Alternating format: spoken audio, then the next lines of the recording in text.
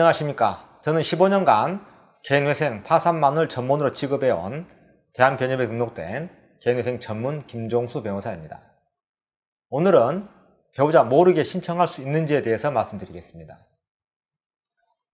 배우자 모르게 개인 파산, 개인회생을 신청할 수 있는가요? 라는 상담을 많이 받습니다.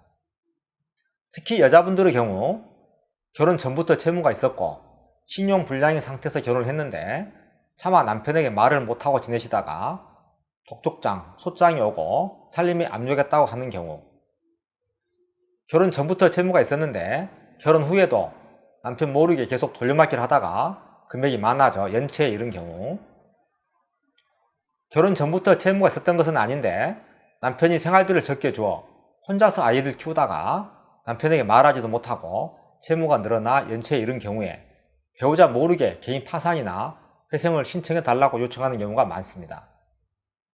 특히 마지막의 경우는 채무 발생 증가가 아내의 잘못이라 할 수 없고 아이들을 키우기 위해 남편 몰래 채무가 늘어나 돌려막기를 하다가 오신 분인데 또다시 남편 몰래 개인 파산 회생을 신청해야 할 상황이 되어 매우 안타깝습니다. 그 경우는 남편에게 사실대로 말하고 도움을 요청하거나 남편 협조를 받아 신청하실 것을 권유합니다. 그러나 대부분 남편이 자신의 채무를 알면 당장 쫓겨난다고 하면서 가정을 지키기 위해서라도 남편 모르게 신청해달라고 요청합니다.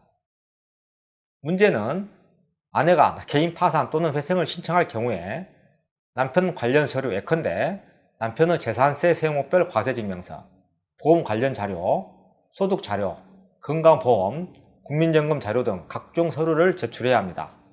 어떤 경우는 통장 거래 내역까지 제출해야 할 경우도 있으므로 남편 모르게 신청하는 것이 가능한가 하는 문제입니다. 특히 남편이 부동산을 가지고 있는 경우 부동산 관련 자료뿐 아니라 재산가치 산정을 위해서는 남편의 대출금 자료도 필요합니다. 대부분의 경우 우선 배우자 관련 서류 중 가져올 수 있는 서류만을 첨부하여 신청합니다. 아내가 가져올 수 없는 서류는 후에 보정 단계에서 법원을 통해 구청, 금융기관 등에 사실조회 등을 하여 확보합니다.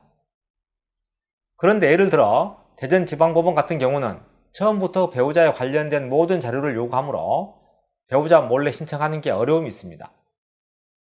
그러므로 배우자 몰래 신청하는 것이 가능한가 하는 문제는 사건마다 법마다 다를 수 있으므로 반드시 전문 변호사와 상담을 한 후 결정해야 합니다.